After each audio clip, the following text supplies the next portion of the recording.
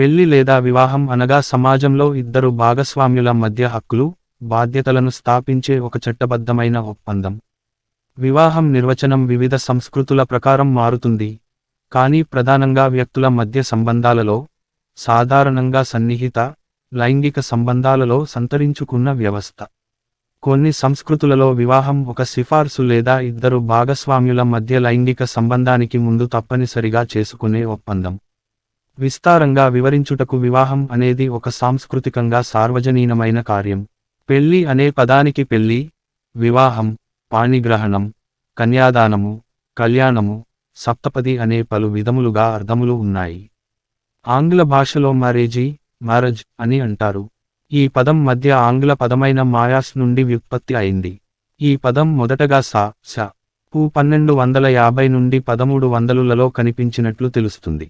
ఈ పదం తర్వాత కాలంలో పాత ఫ్రెంచ్ భాషలో పదం మిరియా, పెళ్లి చేసుకొనిట, నుండి తుదకు లాటిన్ పదమైన మ్యారటేర్, భర్త లేదా భార్యను సమకూర్చుట, మ్యారటేర్రీ అనగా వివాహం చేసుకొనుట. విశేషణ పదమైన మ్యారట్, యుఎస్ఏ, అనగా పెళ్లి సంబంధము లేదా పెళ్లిలో పురుష రూపంలో భర్త అనే పదం లేదా స్త్రీ రూపంలో భార్య అనే పదానికి నామవాచక రూపంగా కూడా వాడుతారు. పెళ్లికి సంబంధించిన పదం మ్యాట్రిమనీ పాత ఫ్రెంచ్ పదం అయిన మ్యాట్రిమోయిన్ పదం నుండి ఉద్భవించింది. ఈ పదం క్రీ. 1300 కాలంలోనిది. ఆ తర్వాత ఈ పదం మద్రిమోనియం అనే లాటిన్ పదం నుండి జనించింది. హిందూ వివాహం ఒక పవిత్ర కార్యం అని గతంలో గుర్తింపునివ్వడం జరిగింది. అయితే 1956లో హిందూ వివాహ చట్టం రూపొందించిన తరువాత, వివాహానికి ఒక ప్రత్యేకమైన ప్రక్రియ గాని, విధానం గాని చెప్పబడలేదు. అంతేకాక హిందూ మత ఆచారానికి గుర్తింపునివ్వబడింది. హిందూ మతంలో ఉన్న విభిన్న సామాజిక వర్గాలు వేరువేరు వివాహ పద్ధతులను ఆచరించడం జరుగుతుంది. హిందూ వివాహపు సరైన గుర్తింపు కోసం మతాచారాలను పాటించడం ప్రధానం. హిందూ వివాహం చెల్లుబాటు అగుటకు ఈ క్రిందినుదహరించిన పద్ధతులు పాటించాలి. వరుడు 21 సంవత్సరాలు, వధువు 18 సంవత్సరాలు నిండి ఉండాలి. ఈ షరతును ఉల్లంఘించితే శిక్షార్హమైన నేరంగా పరిగణింపబడుతుంది. వధూవరులకు గతంలోనే వివాహమైన పక్షంలో వారి భర్త లేదా భార్య జీవించి ఉండరాదు లేదా అట్టి వివాహం అమలులో ఉండరాదు. ఈ షరతును భిన్నంగా జరిగిన ద్వితీయ వివాహాన్ని బహుభార్యత్వం అనే నేరంగా పరిగణిస్తారు. వధూవరులిద్దరూ వివాహానికి అనుమతి ఇవ్వగల మానసిక సామర్థ్యం కలిగి ఉండాలి. మానసిక వైకల్యం వివాహానికి కానీ, సంతాన వృద్ధికి గాని ఆటంకమవుతుంది. వధూవరులిద్దరూ తరచూ మానసిక వైకల్యానికి లేదా ఎపిలెప్సీ అనే మానసిక వ్యాధికి గురి అయి ఉండరాదు. వధూవరుల మధ్య నిషేధించబడిన స్థాయిలలో బంధుత్వం ఉండరాదు. అనగా ఒకరు వారి తల్లి నుండి 3 తరాలు లేదా తండ్రి నుండి 3 తరాలలో బాంధవ్యం కలిగి ఉండరాదు. అలాగే వధూవరులకు సపిండ బంధుత్వంలో ఒకే తరపు బంధువు పై స్థాయిలో ఉండరాదు. సోదర, సోదరి, పినతండ్రి, మేనమామ, మేనకోడలు, కూతురు, మేనత్త, పినతల్లి, మేనల్లుడు, కుమారుడు, సోదరులు, సోదరీల సంతానముల మధ్య వివాహం నిషేధించబడింది. ఏ వ్యక్తి అయినా తన సోదరుడి భార్యను విడాకులైన తరువాత కూడా వివాహం ఆడరాదు. అయితే ఏ ప్రాంతంలోనైనా లేదా సామాజిక వర్గంలోనైనా అనాదిగా పాటిస్తూ వచ్చిన ఆచారం రీత్యా నిషిద్ధ స్థాయిలలో బంధుత్వం ఉన్నప్పటికీ వివాహం చేసుకోవచ్చు. అలాగే భార్య గతించిన వ్యక్తి, భర్త గతించిన మహిళను వివాహమాడవచ్చు. కేవలం సబ్రిజిస్టర్ కార్యాలయంలో ఒక దస్తావేజు రాసి నమోదు చేయించినంత మాత్రాన హిందూ వివాహం చెల్లుబాటు కాదు. వివాహానికి సంబంధించిన ఆచార క్రతువులు నిర్వర్తించనిదే ఆ వివాహం సక్రమమైనదిగా గుర్తించలేము. అదే విధంగా హిందూ వివాహాల రిజిస్టర్లో అసలు వివాహం కార్యక్రమమే జరుపకుండా నమోదు చేసిన వివరాలు ఆ వివాహాన్ని చలామణి చేయవు. అయితే వివాహ కార్యక్రమం పూర్తి అయినాక హిందూ వివాహ రిజిస్టర్లో వధూవరులు తమ వివాహ వివరాలను నమోదు చేయవచ్చు. ఈ రిజిస్టర్లోని నమోదు చేయబడిన అంశాలు వివాహం వాస్తవంగా జరిగినట్లు సాక్ష్యంగా ఉపయోగపడతాయి. అందువల్ల ఇలా నమోదు చేయడం దంపతులిద్దరికీ ఉపయోగకరం. ఆంధ్రప్రదేశ్లో అన్ని వివాహాలను తప్పనిసరిగా నమోదు చేయాలని ప్రభుత్వ ఉత్తర్వు సంఖ్య 35, మహిళా అభివృద్ధి, బాలలు, వికలాంగుల సంక్షేమ విభాగం తేదీ సెప్టెంబర్ 24, 2003 ద్వారా నిర్దేశించింది. హిందువులు 1955 నాటి హిందూ వివాహ చట్టంలో పేర్కొనబడిన విధానాల ద్వారా మాత్రమే కాక 1954 నాటి ప్రత్యేక వివాహాల చట్టం ప్రకారం వివాహం చేసుకోవచ్చు. అంతేకాక హిందూ మతాచార వివాహాన్ని కూడా ప్రత్యేక వివాహాల చట్టం పరిధిలో నమోదు చేసుకోవచ్చు. ఒక హిందూ మరొక హైందవేతర స్త్రీ పురుషుల మధ్య వివాహం ప్రత్యేక వివాహం చట్ట పరిధిలోకి వస్తుంది. స్త్రీ పురుషులిద్దరూ తప్పనిసరిగా హిందువులు అయినప్పుడు మాత్రమే వారి వివాహం హిందూ వివాహ చట్టంలోని అంశాల ద్వారా నియంత్రించబడుతుంది. హిందూ వివాహ సంప్రదాయం ధర్మార్థ కామమోక్షాల 4 పురుషార్థాలలో ఒకటైన కామాన్ని ధర్మబద్ధం చేయటానికి పెద్దలు, ఋషులు ఎంచుకున్న ఏకైక మార్గం వివాహం. వివాహ ప్రక్రియతో స్త్రీ పురుషుల కర్తవ్యం నిర్వహణా మార్గం సుగమం చేయబడింది. వివాహానంతరం స్త్రీ పురుషులకు అనేక సంప్రదాయక విధులు నిర్వహించే అర్హత కలుగుతుంది. ఉదాహరణగా బాలసారె నుండి వివాహం వరకు ఉన్న అనేక సుసంస్కారములు జరిపించటానికి హిందూ ధర్మశాస్త్రం ప్రకారము వివాహం జరగని వారు కాని, వివాహానంతరం అనేక కారణాల వలన ఒంటరిగా మిగిలిన స్త్రీ పురుషులైనను ఈ సంప్రదాయక కార్యక్రమములు నిర్వహించటకు అనర్హులు. దంపతులైన స్త్రీ పురుషులు మాత్రమే సంప్రదాయక విధి నిర్వహణకు అర్హులవుతారు. కనుక హిందూ సంప్రదాయంలో వివాహానికి ప్రత్యేక గుర్తింపు ఉంది. తీర్థయాత్రల సమయంలో చెప్పే సంకల్పం, దేవతామూర్తుల కళ్యాణము, సత్యనారాయణ వ్రతం, హోమం, యజ్ఞం, యాగం లాంటివి నిర్వహించటానికి గృహస్థు ధర్మపత్ని సమేతంగా జరపాలని నియమం ఉంది. వివిధ కులాలను బట్టి, ప్రాంతాలను బట్టి కొద్ది తేడాలున్నప్పటికీ, స్థూలంగా భారతదేశంలో జరిగే హిందూ వివాహాలన్నీ ఒక పద్ధతిలోనే ఉంటాయి. తల్లిదండ్రుల అనుమతి లేకుండా 21 ఏళ్లలోపు వయసున్న యువతిని పెళ్లాడడం శిక్షార్హమైన నేరమని కర్ణాటక హైకోర్టు ప్రకటించింది. హిందూ మత వివాహ విధానం హిందూ ధర్మ శాస్త్రముల ప్రకారము పూర్వకాలములో వివాహము కావలసిన వధూవరుల ఇరువురు తరపున తల్లిదండ్రులు, పెద్దవారు, దగ్గరివారు, స్నేహితులు, హితులు లేదా బంధువులు ముందుగా వధూవరుల జాతక సమ్మేళనములోని ముఖ్యమైన 17 జాతక వివరణ విభాగములు, 20 కూట వర్గములు అనే వివాహ పొంతనములు చూసిన పిదప సంబంధము నిశ్చయించుకునేవారు. ప్రస్తుత కాలములో వారి వారి అభిరుచుల, అవసరాల, అలవాట్ల, అందుబాటు, అవసరార్థం, అవకాశం, ఆర్థిక స్థితిగతుల, ఆకాంక్ష అయినదని పెంచుకునేందుకు తదితరాల మేరకు సంబంధము కలుపుకొని నిశ్చయించుకుంటున్నారు. ప్రస్తుతము వివాహ సంబంధములు ఈ రోజుల్లో ఏక కుటుంబాలలో ఎక్కువగా ఆ కుటుంబములోని వారే నిశ్చయ నిర్ణయములు తీసుకోవడము అలవాటుగా మారుతూ ఆనవాయితీగా మారిపోయింది. జీవితంలో మరపురానిది పెళ్లి. ఇది స్త్రీ పురుషులకు జీవన మైత్రినిచ్చునది. శారీరక మానసిక స్థితి గతులలో విడదీయరానిది. వివాహము సర్వమతాల వారికి, వారి వారి సంప్రదాయాలను అనుసరించి ఆమోదయోగ్యమైనది. హంగులతో ఆర్భాటాలతో వివాహము చేసుకొని ఆనందము పొందుట మన సామాజిక లక్షణము. వివాహం వల్ల ఆడమగ ఇద్దరూ శారీరకంగాను, మానసికంగాను సుఖాన్ని పొందుతారు. పిల్లల కోసం, ఆస్తిపాస్తుల రక్షణ కోసం, వంశాభివృద్ధి కోసం పెళ్లి అవసరం అవుతుంది. క్రమబద్ధమైన జీవితాన్ని ఆశ్చూపి పురుషుడిని, భద్రతను భరోసాగా ఇచ్చి స్త్రీని, పెళ్లి అనే తాడుతో గట్టిగా కట్టి పడేశాక ఇక వారివైపు చూడదు సమాజం. పెళ్లికున్న పాత ధర్మాలు పాతబడ్డాయి, కొత్తవి రాలేదు అన్నారు చలం. ఆడపిల్లవారు మగపిల్లవాడికి చేయవలసినవి. కాలానుగుణంగా వివాహ వేడుకలు మార్పులు చెందుతున్నాయి. స్నాతకంలో వరుడికి బట్టలు, చాపు. పానకంలో కావడి మీద బట్టలు, చాపు. పానకం బిందెలు 2, గ్లాసులు 2. మధుపర్కములు, బట్టలు, చాపు. కాళ్ళు కడుగు పళ్ళెం 1. మరచెంబు 1. తెరసెల్లా -1. కట్నాలు, బహుకరణలు. పిల్ల మధుపర్కము, చీరపల్లె పిల్ల మేనమామ ఇవ్వాలి. వటువు, ఆభరణము. ఉత్తర జందెము, జంధ్యము లు. మంగళ సూత్రం 1. మట్టెల జత 1. పెళ్లి గంప 1. సదస్యంలో బట్టలు, పట్టువి. నాగవల్లిలో ఉత్తరీయపు బట్టలు, చాపు. స్థాళీపాకంలో దీపారాధన కుంది 1. స్థాళీపాకంలో దీపారాధన గిన్నెలు 2. స్థాళీపాకంలో వరుడికి బట్టలు, చాపు. అలక పాన్పు మీద జంపకాన. బొమ్మను అప్పగింత చీర, ఆడపడుచుకి. ఆడపడుచు లాంఛనాలు. అప్పగింతల బట్టలు. దొంగ చెంబు. గృహ ప్రవేశంలో పిల్లవాడికి బట్టలు. గృహ ప్రవేశంలో పిల్లకి బట్టలు. సత్యనారాయణ వ్రతంలో పిల్లవాడికి బట్టలు. సత్యనారాయణ వ్రతంలో పిల్లకి బట్టలు. 3 నిద్రలకు వెళ్ళినప్పుడు పిల్లవాడికి బట్టలు. 3 నిద్రలకు పిల్లవాడి వెంట వెళ్ళిన వారికి బట్టలు. ఆడపిల్ల పెళ్లికి కావలసిన సామాగ్రి: పసుపు, కుంకుమ, తమలపాకులు, పసుపు కొమ్ములు, వక్కలు, ఎండు ఖర్జురాలు, ఎండు కొబ్బరి చిప్పలు. మంగళ సూత్రం 1. వటువు 1. మట్టెల జత -1. జంధ్యము, జందెము లు 2 సెట్లు. దీపారాధనకుంది 1, నాగలి కావడి 1, పెళ్లి గంప 1, కాళ్ళు కడుగు పళ్ళెం 1, మరచెంబు 1, పానకం బిందెలు 2, గ్లాసులు 1 లేదా 2, ఆడపిల్లకు మదుపర్కాలు బట్టలు వల్లి బట్టతో ఆడపిల్లకు మదుపర్కాలు బట్టలు వర బహుమతి కొబ్బరి బొండాలు 2, ఉత్తర జంధ్యములు దారపు బంతులు నవధాన్యాలు మూకుళ్ళు 6, ముంతలు -3, ప్రమిదలు -6, రవికెల్లగుడ్డలు తుండుగుడ్డలు తెరసెల్లా 1, ఇత్తడి గిన్నెలు చిన్నవి 2, మగపెళ్లి వారు ఆడపిల్ల వారికి చేయవలసినవి.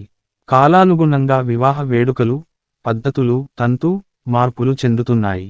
స్నాతకంలో బావమరిదికి బట్టలు చాపు, పెళ్లి కుమార్తెను బుట్టలో తీసుకుని వచ్చిన మేనమామకు బట్టలు చాపు, అలక పాన్పు మీద బావమరిదికి బట్టలు, లాజకట్నం బావమరిదికి బట్టలు, ముత్తవ కానుకలు, మంగళ సూత్రం 1, మట్టెల జత 1, నల్లపూసలు అందులో బంగారపు గుండు 1, స్థాళీపాకంలో పెళ్లికుమార్తెకు చీర 1, సదస్యంలో పెళ్లికుమార్తెకు చీర 1, నాగవల్లిలో పెళ్లికుమార్తెకు చీర 1, పెళ్లికుమార్తె తల్లికి చీర 1, గృహ ప్రవేశం అనంతరం వెళ్ళేటప్పుడు ఆడపిల్లకు చీర 1, గృహ ప్రవేశం అనంతరం వెళ్ళేటప్పుడు ఆడపిల్ల వెంట వచ్చిన వారికి చీర 1, మగపిల్ల వాడి పెళ్లికి కావలసిన సామాగ్రి పసుపు కుంకుమ మట్టెలు జత మంగళ సూత్రం తలంబ్రాలు తమలపాకులు వక్కలు ఎండు ఖర్జురాలు కొబ్బరి చిప్పలు బియ్యం రవికెలగుడ్డలు తుండుగుడ్డలు తెరసెల్ల పాముకోళ్ళు భాషికాలు నల్లపూసలు నల్లపూసల్లో బంగారపు గుండు గులాము దారపు బంతి హిందూ వివాహ పద్ధతిలో తారసపడే కొన్ని పేర్లు వాటి వివరణలు. మ్యారేజ్ వెల్కమ్ బోర్డ్ హిందూ సంప్రదాయ వివాహము పెళ్లి సమయంలో ఒక కార్యక్రమం పెళ్లి మండపంలోనే ప్రత్యేక పూల అలంకరణ కోసం జరుగుతున్న ఏర్పాట్లు. నిశ్చయ వివాహం పెద్దలు నిర్ణయించి కుదిర్చిన పెళ్లిని నిశ్చయ వివాహం అంటారు. నిశ్చయ వివాహాన్ని ఆంగ్లంలో అరేంజ్ మ్యారేజ్ అంటారు. హిందూ సాంప్రదాయం ప్రకారం భారతదేశంలోని హిందువులు నిశ్చయ వివాహాలను జరిపిస్తున్నారు. వధువు హిందూ సంప్రదాయం ప్రకారం లక్ష్మీ సరస్వతి పార్వతిల ఏకాత్మక రూపంగా వధువును తలుస్తారు. పచ్చదనంతో లోకాన్ని చైతన్య పరచే ప్రకృతి యొక్క ప్రతిరూపంగా వధువు యొక్క కాళ్లకు పారాణి పూసి జడలో మల్లెలు తురిమి మొహానికి పసుపును రాసి అలంకరిస్తారు. వరుడు త్రిమూర్తుల దివ్యస్వరూపం విధాత చూపిన విజయోన్ముఖ పదంలో విజ్ఞతతో నడిచేందుకు సిద్ధమైన సిద్ధ పురుషునిగా వరుడిని తలుస్తారు. పెళ్లి చూపులు తెలుగు వారి పెళ్లిళ్లలో ఉండే ఆ సందడి సంతోషం ఎవరూ మరువలేరు. సకుటుంబ సపరివార సమేతంగా బాజా భజంత్రీల నడుమ సంతోషంగా జరిగే ఆ కళ్యాణ మహోత్సవం అందరి జీవితాలలో ఒక మరువలేని సంఘటన. పెళ్లి చూపులతో పెళ్లి కార్యక్రమం ప్రారంభం అవుతుంది. సాంప్రదాయం ప్రకారం అబ్బాయి అమ్మాయి ఇంటికి బంధువర్గ సమేతంగా వెళ్లి అమ్మాయిని చూస్తారు. కట్న కానుకలు లాంఛనాలు అన్నీ కుదిరాక నిశ్చితార్థపు తేదీ నిర్ణయించుకుంటారు. ఆహ్వాన పత్రికలు నిర్ణయించబడిన ముహూర్తానికి వరుని తరపువారు వధువు తరపువారు వారి వారి కులాచారానుసారంగా ఆహ్వాన పత్రికలు ముద్రించుకుంటారు. వీటిని శుభలేఖలు పెళ్లి పత్రికలు అంటారు. మంగళ సూచకంగా శుభలేఖకు 4 వైపులా పసుపు పూస్తారు. పెళ్లి పిలుపులు బంధుగణమును పిలుచుకొనుట అనేది పెళ్లిళ్లలో సర్వసాధారణం. ఎక్కడెక్కడో ఉంటూ అప్పుడెప్పుడూ కలిసే బంధువులందరూ కలువవగలిగే మంచి సందర్భాలు పెళ్లిళ్ళు.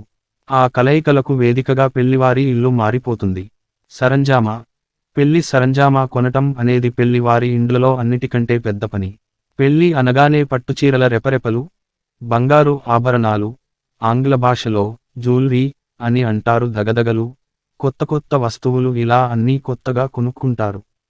కళ్యాణ మండపము కొందరు మండపములను వాడితే మరికొందరు వాడరు. సాధారణంగా పల్లెలలో కొబ్బరి ఆకుల పందిరి వేయుట వలన మండపం యొక్క ఆవశ్యకత తక్కువ. పట్టణాలలో టిప్ టాప్ పందిరి వేయుట వలన మండపాలు తప్పనిసరిగా వాడటం జరుగుతుంది. నిశ్చితార్థము వధూవరులు పరస్పరం నచ్చాక వారి తల్లిదండ్రులు కట్నకానుకలు ఆభరణాలు మొదలగు విషయాలు మాట్లాడుకొన్న తరువాత ఒక శుభముహూర్తంలో పురోహితుడు బంధుమిత్రుల సమక్షంలో పెళ్లి ముహూర్తాన్ని లగ్నపత్రికగా రాయించి లగ్నపత్రికలు తాంబూలాలు మార్చుకుంటారు. ఈ వేడుక ఒక పెళ్లి కొరకు ఒప్పందం లాంటిదనుకోవచ్చు. నిశ్చితార్థం రోజున అమ్మాయి అబ్బాయి ఉంగరాలు మార్చుకోవటంతో సగం పెళ్లి జరిగినట్టుగానే భావిస్తారు. నిశ్చితార్థం అనగా వివాహ నిశ్చయం. వీలైనంత తక్కువ సమయంలో లేక నిర్ణీత కాల వ్యవధిలో వివాహం ద్వారా సంబంధాన్ని ఏర్పచుకుని ఏకమవడానికి చేసిన ప్రతిపాదనను వాగ్దానం ద్వారా నిశ్చయించుకోవడాన్ని నిశ్చితార్థం అంటారు. దీనిని ఇంగ్లీషులో ఎంగేజ్మెంట్ అంటారు. నిశ్చితార్థం జరిగిన తరువాత పెళ్లి అయ్యేంత వరకు నిశ్చితార్థపు జంటలోని అబ్బాయిని పెళ్లి కుమారుడు అని అమ్మాయిని పెళ్లి కుమార్తె అని వ్యవహరిస్తారు. స్నాతకం, పెళ్లి కుమారుని ఇంటిలోగాని, కళ్యాణమండపంలోగాని లేదా విడిదిలోగాని పురోహితులు స్నాతక కార్యక్రమాన్ని నిర్వహిస్తారు. విఘ్నేశ్వర పూజతో మొదలుపెట్టి, అన్ని ప్రాయశ్చిత్తాల కోసం, శరీర శుద్ధి కోసం బ్రాహ్మణులు వరునిచే గోత్ర ప్రవరలు చేయిస్తారు. కాశీ ప్రయాణం, బాజా భజంత్రీల మధ్య వరుడు గొడుగు పట్టుకుని చేత్తో కర్ర పుచ్చుకుని కాళ్లకు పాదుకలు ధరించి మెడలో పసుపు బట్టను వేసుకుని తాను సన్యాసం స్వీకరించేందుకు కాశీయాత్రకు పోతున్నానని బయలుదేరుతాడు. వధువు సోదరుడు వచ్చి, అయ్యా, బ్రహ్మచారి గారు, మీ కాశీ ప్రయాణం విరమించుకోండి, మా సోదరిని వివాహం చేసుకొని గృహస్థుగా జీవించండి అని చెప్పి బొట్టు పెట్టి, నూతన వస్త్రాలను ఇచ్చి వెనుకకు తీసుకుని వస్తాడు. కొన్ని కులాల వారికి ఈ సంప్రదాయం లేదు. వరపూజ, ఎదురుకోలు, కాశీయాత్ర విరమించుకొని వరుడు కళ్యాణ మండపానికి వస్తుంటే కన్యాదాత మేళ తాళాలతో, పానకం బిందెలతో, కొత్త బట్టలతో ఎదురేగి స్వాగతం పలుకుతాడు. పానకం వరునికి ఇచ్చి రుచి చూపించి తరువాత బంధువులందరికీ ఇస్తారు. తరువాత కన్యాదాత అందరినీ మండపానికి తీసుకెళతాడు. గౌరీ వృతం, పెళ్లి సున్నాదు చేసే వంట సున్నా. మంగళ స్నానాలు, అబ్బాయి, అమ్మాయికి నలుగుతో సనాన సున్నా చేయడ సున్నా. కన్యావరణము, బ్రహ్మచర్యాన్ని వదిలి గృహస్థాశ్రమాన్ని పొందుటకై వచ్చే వరునికి ఎదురేగి, నాయనా నా కుమార్తెను భార్యగా స్వీకరించి కలకాలం వర్ధిల్లమా ని కన్యాదాత దీవిస్తాడు. మధుపర్కం, మధువు అంటే తేనె.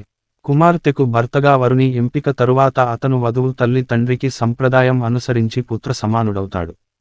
వివాహానంతరం మధుపర్కము అంటే తీయని పానీయము అని అర్థము. ఇంతకు ముందు దీనిని ఎక్కువగా ఉపయోగించేవారు. ప్రస్తుతము దీనికి బదులుగా వరునికి పంచదార రుచి చూపిస్తున్నారు. యజ్ఞోపవీత ధారణ, మహాసంకల్పం, కాళ్ళు కడుగుట, సుముహూర్తం, జీలకర్ర, బెల్లం, పెళ్లిచూపులతో ఒక కార్యక్రమం పూర్తి అయిన పిదప వారిరువురి జాతకాలననుసరించి జ్యోతిష్యములో అనుభవమున్న పండితులతో పెళ్లికి తగిన ముహూర్తం నిర్ణయించబడుతుంది. వారు నిర్ణయించిన ముహూర్తానికి వరుడు వధువు తలపై జీలకర్ర బెల్లం పెట్టడం జరుగును. ఈ కార్యక్రమమునందు ఈ క్రింది మంత్రము చదువుతారు. అభ్రాతృగ్నీం వరుణాపతిగ్నీం బృహస్పతే, ఇంద్రపుత్రగ్నీం లక్ష్మంతామస్మై సవితు సౌవః, ఓం అఘోర చక్షురపతిగ్వేది శివా పతిభ్య అస్సు మనా అస్సు వర్చ, జీవ సూర్దేవ కామాస్యోనా సన్నో భవద్విపదే సంచతుష్టదే. డబుల్ కొటేషన్, కాళ్ళు తొక్కించడం, కన్యాదానం, దానం అంటే ఇతరులకిచ్చునది. అది విద్య, భూమి, వస్తువు ఇలా వీటిని వారి వారి జీవన విధానానికి అనువుగా మలచుకునేందుకు ఇస్తారు. అలాగే కన్యాదానము చేసేది వరుడు ఆమెతో సహజీవనము చేస్తూ గృహస్థుడై అభివృద్ధి చెందవలెనని. ఈ క్రింది మంత్రముతో కన్యను వరునికి అప్పగిస్తారు. కన్యాం కనక సంపన్నాం, కనకాభరణైరితాం, దాస్వామి విష్ణవే తుభ్యం, బ్రహ్మలోక జగీష్య. డబుల్ కొటేషన్, పరాశర ప్రకారం 8 వర్ష భవేత్ కన్య, అపూర్ణ 10 వర్ష కన్యముద్వహేత్ అని ఆపస్తంభం.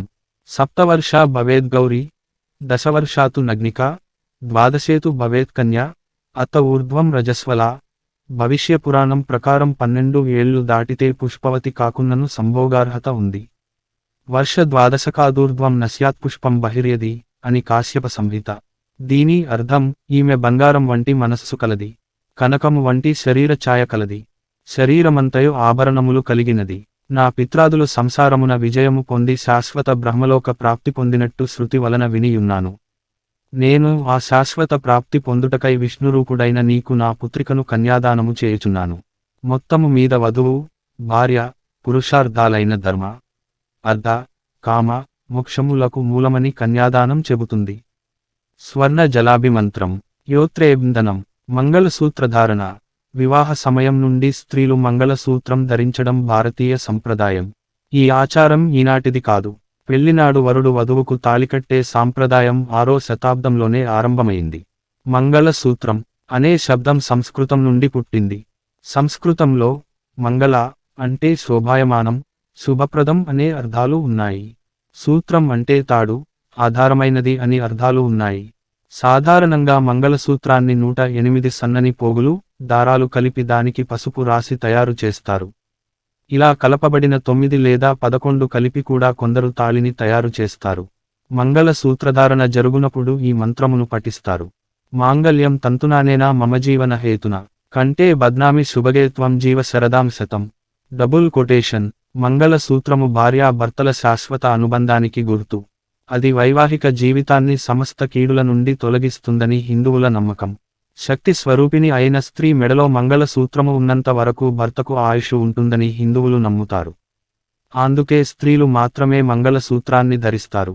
వివాహిత స్త్రీ మెడలో మంగళ సూత్రం లేదంటే ఆమెను విధవరాలుగా భావించవచ్చును. తలంబ్రాలు. మంగళ సూత్రధారణ పూర్తి అయిన తరువాత తలంబ్రాల అక్షతలు తల మీదుగా పోసుకుంటారు.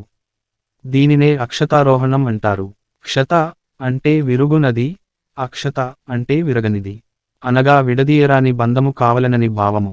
తలన్ ప్లస్ బ్రాలు అంటే తల నుండి క్రిందికి జారునవి అని ఈ క్రింది మంత్రముతో పురోహితుడు తలంబ్రాల కార్యక్రమము కొనసాగిస్తాడు.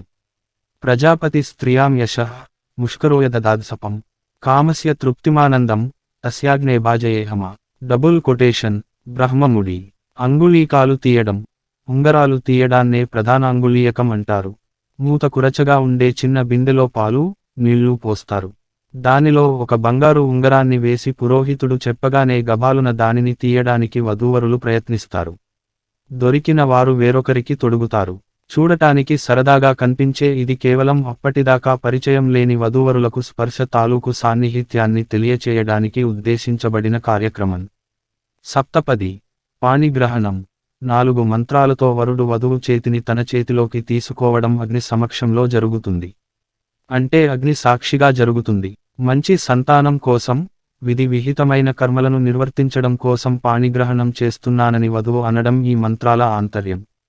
వరుడు తన కుడిహస్తాన్ని కింద ఉండే విధంగా వధువు హస్తం పైన ఉండే విధంగా పట్టుకుంటాడు.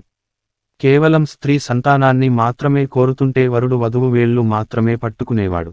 ఇప్పుడు ఈ ఆచారాలను పాటించేవారు అరుదు. సన్నికల్లు తోయం. పెళ్ళుకూతురు చేత సన్నికల్లు ఎందుకు తొక్కిస్తారు? సన్నికల్లు పొత్రం ఒకటి లేకపోతే రెండోది పని చేయదు. పెళ్లికూతురి కాలికి మెట్టెలు అప్పుడే పెట్టిస్తారు వరుడి చేత. అలా పెట్టించి సప్తపది హోమం చుట్టూ వేయించి వరుడు వధువు మెడలో నల్ల పూసలు కడతాడు. ఒకరికొకరు సన్నికల్లు పొత్రంలా కలిసి ఉండాలని దీని సంకేతం. రుబ్బురోలు పెద్దగా ఉంటుంది. ఇంకా శివస్వరూపం. దాన్ని మోసుకు రావటం కష్టం కనుక సన్నికల్లు మీద చేయించరు మనవాళ్ళు. ఇది కూడా ఒక సాక్ష్యంగా తీసుకుంటారు, అగ్నిని తీసుకున్నట్టు. రాజహోమం. స్థాళీపాకం. నాగవల్లి. సదస్యం. నల్లపూసలు. మంగళ సూత్రంతో పాటు నల్లపూసలు గొలుసుగా ధరించడం మన హిందూ సాంప్రదాయం. దుష్ట శక్తులు తన మాంగళ్యం మీద పడకుండా ఉండటానికి ముఖ్యంగా ధరిస్తారు. అంతేకాకుండా నల్లపూసలు సంతాన సాఫల్యానికి, దానానికి, సుఖానికి చిహ్నాలు. నల్లపూసలు మంగళకరమైన, సౌభాగ్యమైన ఆభరణము. పెళ్లైందన్న గుర్తుతో పాటు అంగరంగ వైభోగంగా జరిగిన తమ వివాహం గురించి, తమ సంసారిక సుఖజీవనాన్ని గురించి నలుగురు మాట్లాడుకునేటప్పుడు వారి నోటి వెంట వచ్చిన దోషాలను అరికడుతుందని ఓ నమ్మకం. ప్రతి మాట చేష్ట తనదని స్త్రీ ఒప్పుకున్నందుకు నిదర్శనంగా చెబుతారు. ఏమైనా బంగారంతో చుట్టిన నల్లపూసలు ధరించటం వల్ల ఓ ప్రత్యేక అందం స్త్రీకి వస్తుందనటంలో సందేహం లేదు. అరుంధతి నక్షత్రం. ముందు అరంధతి నక్షత్రం, ఆల్కో, కనిపించేది రాత్రి పూట మాత్రమే. తరువాత సప్తృషి మండలం, అర్సమేజ, చివర వశిష్ఠుడి, మైస, వెనకగా కొంచెం చిన్నగా కనిపిస్తుంది అరుంధతి నక్షత్రం. దీవి వెనుక ఒక కథ ఉంది. అరుంధతీ దేవి మహాపతివ్రత. అగ్నిహోత్రుడు సప్తృషుల భార్యల అందానికి మోహింపబడి క్షీణించి పోతూ ఉండగా వివరం తెలుసుకున్న అగ్నిహోత్రుడి భార్య స్వహాదేవి వశిష్ఠుడి భార్య అయిన అరుంధతి తప్ప మిగతా అందరి భార్యల వేషము వేయగలిగింది. కానీ ఎంత ప్రయత్నించినా అరుంధతీ దేవి వేషం వేయలేకపోయింది. అందుకనే మహాపతివ్రత అయిన అరుంధతి కూడా నక్షత్రం నూతన వధూవరులకి సప్తపది అయిన తరువాత చూపించబడుతుంది. ఇది అగ్నిహోత్రుడు ఆవిడకి ఇచ్చిన వరము. అంపకాలు. సత్యనారాయణ వ్రతం. కంకణి విమోచనం. గర్భాధానం. గర్భాధానం అనగా స్త్రీ గర్భమును పురుషునికి దానం చేయుట. అంటే పురుషుడు తన వీర్యకణ విత్తనాలు నాటుటకు స్త్రీ తన మట్టి వంటి గర్భమును దానం చేయుట. గర్భాధానాన్ని శోభనం అని కూడా అంటారు. గర్భాధానం స్త్రీ యొక్క పుట్టింట 3 రాత్రులు, మెట్టినింట 3 రాత్రులు ఉండును. ఈ కార్యంలో భార్యాభర్తలు శారీరకంగా కలుస్తారు. గర్భాధానం వలన సంతానం కలుగుతుంది. వివాహం తరువాత నవదంపతులు శారీరకంగా ఒకటయ్యే మొదటి రాత్రి జరిపే సంభోగం శోభనం అంటారు. ఇది నూతన జంటకు చాలా మధురమైనది. ఆ రాత్రిని శోభనరాత్రి అంటారు. విందు వినోదాలు. పెళ్లిళ్లలో విందు వినోదములకు పెద్దపీట వేస్తారు. ఎంత గొప్పగా పెళ్లి చేశారు అనేది వారు నిర్వహించిన విందు వినోదాల వలననే తెలుస్తుందంటారు. ఒక్కొక్క ప్రాంతములో ఒక్కొక్క విధంగా విందు వినోదాలు జరుగుతాయి. భార్య చిటికిన వేలును భర్త చిటికిన వేలుతో పట్టుకోమని బ్రహ్మముడి వేస్తారు. ఎందుకో తెలుసా? భార్య భర్తల బంధంలో ఒకరిని ఒకరు విడిచి ఉండకూడదు. ప్రయాణమైన, పుణ్యక్షేత్రమైన, మోక్షమైన, వనవాసమైన భార్య భర్తలు కలిసి వెళ్ళాలి, ఉండాలి. భార్య భర్తలుగా మారటం అంటే రెండు శరీరాలు ఒకే ప్రాణంగా మనుగడ సాగించటం. భార్యాభర్తల మధ్య గొడవలు జరిగిన ఎన్ని మనస్పర్ధలు ఉన్న వాళ్ళిద్దరి మధ్య ఒక చిన్న ముడి, అంటే వీళ్ల మధ్య ఇంకొకరు దూరటానికి వీలులేని విధంగా ఉండాలని, అలా ఉంచుకోవాలని గోరంత స్థలము ఏర్పడినా ఆ అదును చూసుకుని మూడో వ్యక్తి స్థలము ఏర్పరచుకుంటారని, ఏమి జరిగినా భర్తతోనే జీవితం అనుకోవాలని స్త్రీకి, భార్యే సర్వస్వంగా భావించాలని భర్తకి చెప్పి బ్రహ్మముడి వేస్తారు. అంటే రెండు శరీరాలను ఒక ప్రాణంగా మార్చటం. శుభలేఖలకి నలువైపులా పసుపును ఎందుకు రాస్తారు? ఇది దేనికి సూచిక? మహాలక్ష్మీదేవికి, ఆమె అక్క జ్యేష్ఠదేవికి ఎవరెక్కడ ఉండాలన్న విషయమై చర్చ వచ్చింది. లక్ష్మీదేవి సముద్రంలోకి వెళ్లి దాక్కోవటంతో ఆమెని బయటికి రమ్మని జ్యేష్ఠాదేవి కోరింది. ఆ సమస్య కొలిక్కి వచ్చిన సమయంలో లక్ష్మీదేవి తానెక్కడ ఉంటుందో చెప్పింది. వాటిలో పసుపు ఒకటి. అందువల్లనే వివాహ శుభలేఖలకి, కొత్త వ్యాపార పుస్తకాలకు పసుపు రాసి శ్రీమహాలక్ష్మికి ఆహ్వానం పలుకుతారు. ఆమెను ఆ విధంగా స్మరించుకోవడం వల్ల ఆమె కృప అన్నివేళలా వారిపై ఉంటుందని పురాణాలు తెలియజేస్తున్నాయి. చెల్లెలి మాటపై జ్యేష్ఠాదేవి ఆ పరిసరాల్లోకి రాదు. అగ్ని కూడా ఇక్కడే సాక్షి. పెళ్లి మంటపంలో మంగళ సూత్రం కట్టే అప్పుడు అక్కడ అగ్ని పెట్టరు, పక్కన విడిగా పెడతారు. పెళ్లిలో వరుడు వధువు నడుముకి ఒక తాడు కడతాడు. అదేంటి? ఎందుకు అలా కడతారు? అలా నడుముకి తాడు కట్టడాన్ని యోక్త్రధారణ అంటారు. యోక్త్రం అంటే దర్భలతో వేసిన త్రాడు. ఇది ఒక రకంగా నడుము బిగించడం, దీక్ష తీసుకోవడం లాంటిది. మంచి మనస్సును, మంచి సంతతిని, సౌభాగ్యాన్ని కలిగి ఉండి సహధర్మచారినివై సత్కార్యములు చేయడానికి సిద్ధము కమ్ము. ఈ జీవిత యజ్ఞమనే పనికి నడుము కట్టుము అని. అగ్ని సాక్షిగా పెళ్లి చేసుకోవడం. ఆడపిల్ల పుట్టగానే ఆమె పోషణ బాధ్యత సోమునిది, చంద్రునిది. కొన్ని సంవత్సరాలు ఆమె పోషణ చంద్రుడు స్వీకరించి ఆమెకు ఆకర్షణీయతను అందిస్తాడంట. తరువాత గంధర్వుడు పోషణ బాధ్యత స్వీకరించి ఆమెకు లావణ్యాన్ని సమకూరుస్తాడట. ఆ తరువాత అగ్ని కొన్ని సంవత్సరాలు పోషించి కామగుణాన్ని పెంపొందిస్తాడంట. ఈ విధంగా పరిపక్వమైన కన్యగా మారిన తరువాత ఆమెను వరుడు స్వీకరిస్తాడు అని శాస్త్రాలు చెప్పాయి అని విన్నాను. ఈ విధంగా చంద్రుడు సాక్షిగా గంధర్వుడు, గంధర్వుడు సాక్షిగా అగ్ని, అగ్ని సాక్షిగా వరుడు స్వీకరిస్తాడు. కాబట్టి అగ్ని సాక్షిగా పెళ్లి చేసుకోవడం అంటారు అని విన్నాను. పెళ్లిలో వధువు వరుడు తలంబ్రాలు ఎందుకు పోసుకుంటారు? మాంగళ్య ధారణ అనంతరం అత్యంత కోలాహలంగా ఇరువైపు బంధుమిత్రుల మధ్య పోటీలాగా జరిగే తంతు వధు వరులు తలంబ్రాలు పోసుకోవడం. ఎందుకంటే వధూవరులతో పాటు బంధుమిత్రులకు కూడా చక్కటి వినోదాన్ని, ఆనందాన్ని కలిగించే కార్యక్రమం ఇది. మంగళసూత్ర ధారణ పూర్తయిన తరువాత తలంబ్రాల అక్షతలు తల మీదుగా పోసుకోవడం హిందూ సాంప్రదాయం. దీనిని అక్షతారోహణం అని కూడా అంటారు కొందరు. క్షత అంటే విరుగునది, అక్షత అంటే విరగనిది. అంటే వివాహ బంధం, విడదీయరాని బంధం కావాలని భావం. తలన్ ప్లస్ బ్రాలు అంటే తల నుండి క్రిందికి జారేవి అని కూడా అర్థం.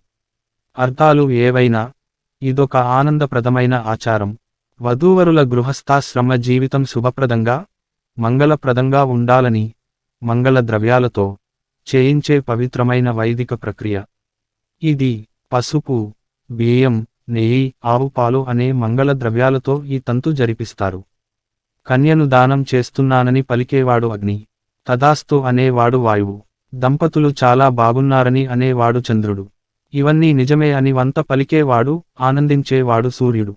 ఇవన్నీ అర్థం వచ్చే రీతిలో పురోహితుడు చెబుతున్న మంత్రాల మధ్య వరుడి చేతితో కొబ్బరి చిప్పలో తీయించిన తలంబ్రాలు వధువు తలపైన మొదలు పోయిస్తారు.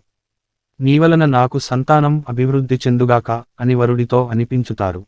దానికి వధువు సమాధానం చెప్పకుండా అంగీకార సూచకంగా పురోహితుడు చెప్పిన పద్ధతిలో వరుడిలాగనే తలంబ్రాలు తీసుకుని వరుడి శిరస్సుపై పోస్తుంది.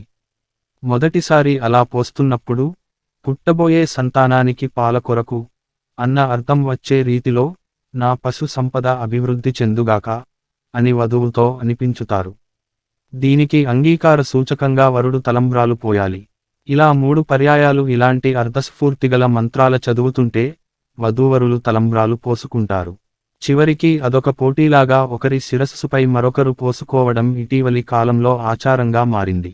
తలంబ్రాల పళ్ళెం ఎత్తి శిరస్సుపై కుమ్మరించడం కూడా పరిపాటైపోయింది.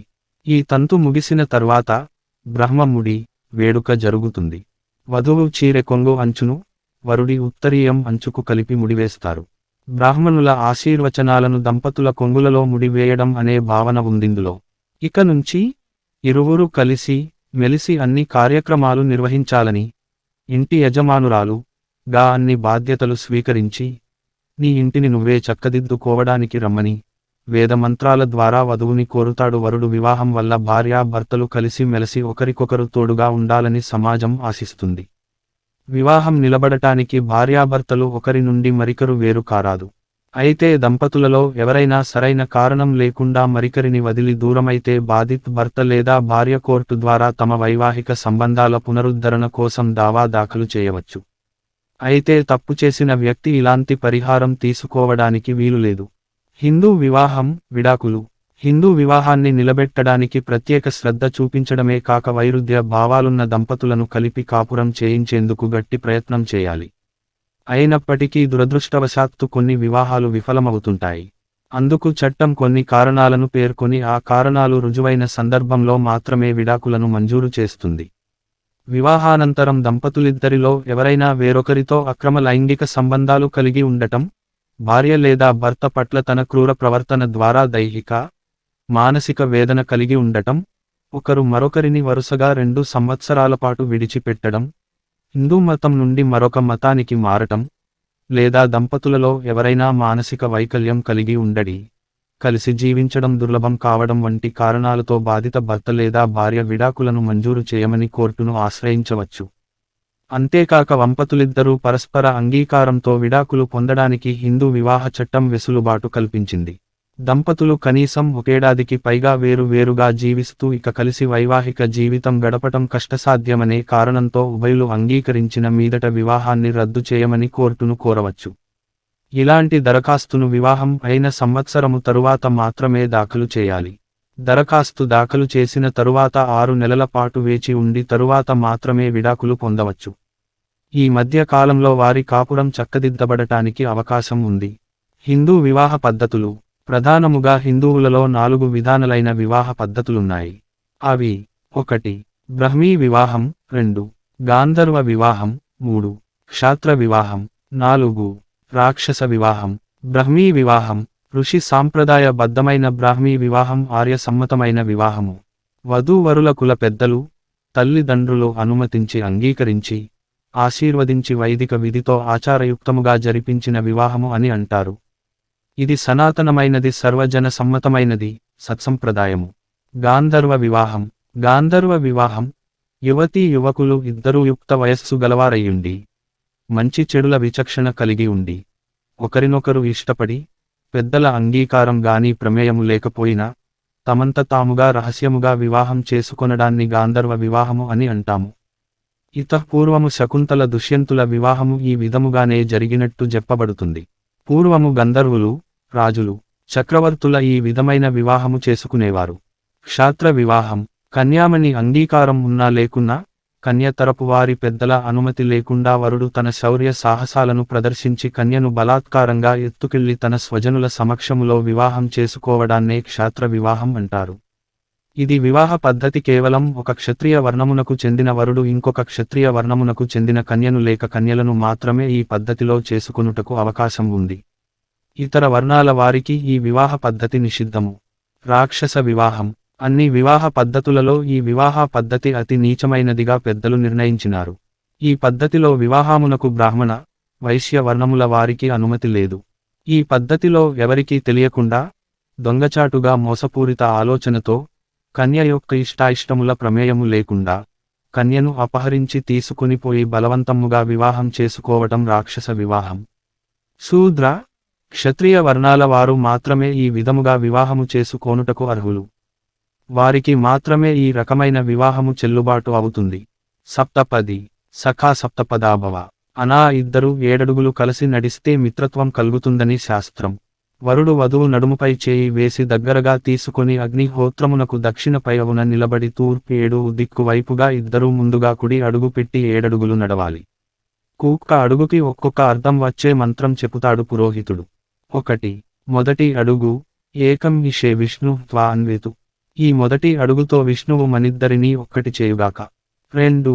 రెండవ అడుగు ద్వే ఊర్జే విష్ణు త్వా అన్వేతు. ఈ రెండవ అడుగుతో మనిద్దరకు శక్తి లభించునట్లు చేయుగాక. 3. మూడవ అడుగు త్రీని వ్రతాయ విష్ణు త్వా అన్వేతు. ఈ మూడవ అడుగు వివాహ వ్రత సిద్ధి కొరకు విష్ణువు అనుగ్రహించుగాక. 4. నాల్గవ అడుగు చత్వారి మయోభవాయ విష్ణు త్వా అన్వేతు. ఈ 4వ అడుగు మనకు ఆనందమును విష్ణువు కలిగించుగాక. 5. ఐదవ అడుగు పంచ పశుభ్యో విష్ణు త్వా అన్వేతు. ఈ 5వ అడుగు మనకు పశు సంపదను విష్ణువు కలిగించుగాక. 6. ఆరవ అడుగు శృతుభ్యో విష్ణు త్వా అన్వేతు. ఈ 6వ అడుగు 6 ఋతువులు మనకు సుఖమునిచ్చుగాక. 7. ఏడవ అడుగు సప్తభ్యో హోతాభ్యో విష్ణు. ఈ 7వ అడుగు గృహస్థాశ్రమ ధర్మ నిర్వహణకు విష్ణు అనుగ్రహించుగాక. ముస్లిం వివాహం. ముస్లిం మతాచార వివాహం ఒక పవిత్ర కార్యం కాదు. అది స్త్రీ పురుషుల మధ్య మత సమ్మతి పొందిన ఒక ఒప్పందం. ముస్లిం వివాహపు ముఖ్య ఉద్దేశం స్త్రీ పురుషులు న్యాయబద్ధమైన వైవాహిక జీవితం గడపడం. వైవాహికేతర సంబంధం ముస్లిం ధర్మశాస్త్రం ప్రకారం అపవిత్రమైన సంబంధం. ఇది వ్యభిచారంతో సమానం. అలాంటి సంబంధం కలిగి ఉన్న స్త్రీ పురుషులకు జన్మించిన సంతానం అక్రమ సంతానంగా ముద్ర వేయబడి వారికి సక్రమ సంతానానికి లభించే హక్కులు ఏవీ సంక్రమించవు. పెళ్లి తప్పక చేయాలని అందరూ ప్రవక్తలు చెప్పారు. పెళ్లి సగం విశ్వాసం అన్నారు. వైవాహిక జీవితం కుటుంబ వ్యవస్థకు పునాది. సమాజాన్ని సక్రమంగా పట్టి ఉంచే వల అన్నారు. వివాహం స్త్రీ పురుషుల మధ్య చట్టపరమైన ఒడంబడిక, సామాజిక కట్టుబాటు. ముస్లిం పురుషుడు 4 స్త్రీల వరకు పెళ్లి చేసుకోవచ్చు.